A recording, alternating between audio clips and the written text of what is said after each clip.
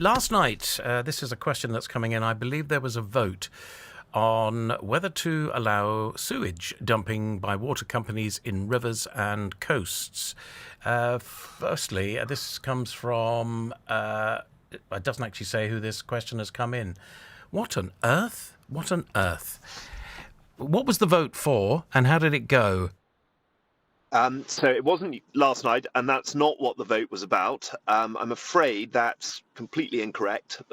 What we did is we had a vote on Wednesday, which was a statutory instrument, and it sets new legally binding targets for water companies to meet over the next 15 years. And what this is going to do is every year there are targets that water companies have to meet to reduce sewage, to improve their sewage and wastewater management plans, and which the government can now fine at greater levels than ever before water companies if they don't meet these targets. So what people don't like is that there's this number, the 15-year number. Well, in actual fact, we've set a 15-year target from now, adding to what we did under the Environment Act, to ensure that water companies are going to have to go further and faster than ever before to stop sewage going into our waterways and onto our coastline.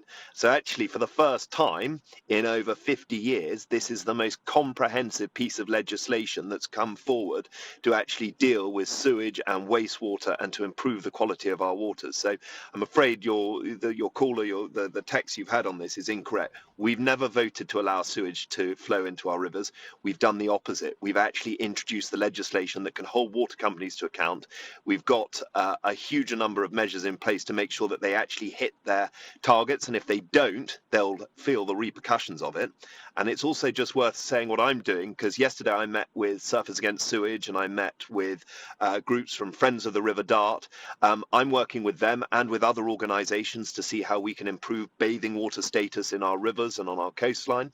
But I'm also bringing South West Water down to Brixham and Totnes to speak to residents in a town hall meetings to speak about what they're doing and how they're trying to improve the system for people across the area. So it's absolutely right that this question's being asked by people, but it's not true to say nothing's been done. We're taking really advanced steps on this.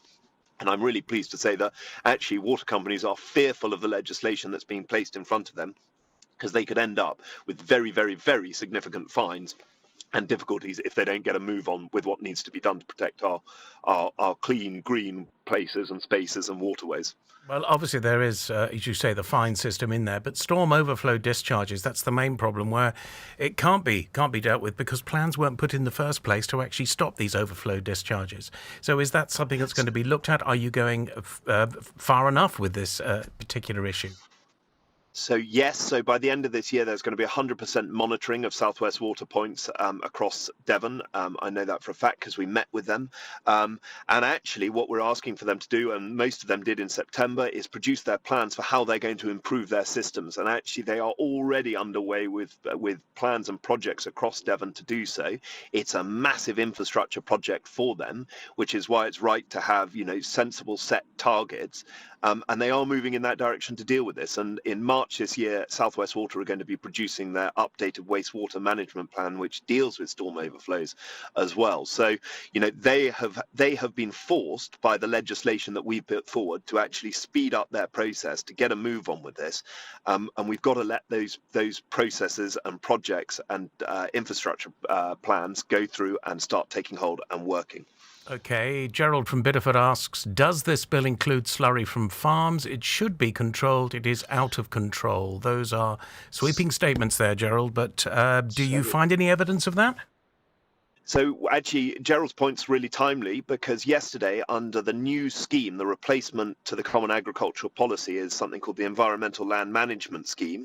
And yesterday we announced plans that have even, and I say this with great surprise, have even been celebrated by The Guardian for saying this is actually going to do good. And under the new measures under ELMS, we are helping people to reduce runoff from farms. We're making sure that they're much more focused on nature-based recovery, of keeping waterways clear and clean, and making sure that actually fertilizer use is down. So we're incentivizing farmers to change their habits and look at new regenerative ways of farming. And this is going to make a big, big difference. And it means that collectively, we as residents and with farmers and with businesses are all playing our part to keep our waterways clean and clear.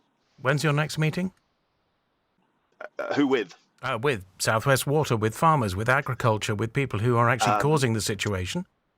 So next meeting with farmers and the NFU is in a couple of weeks, and it's been really interesting. I meet with the NFU and their members every quarter.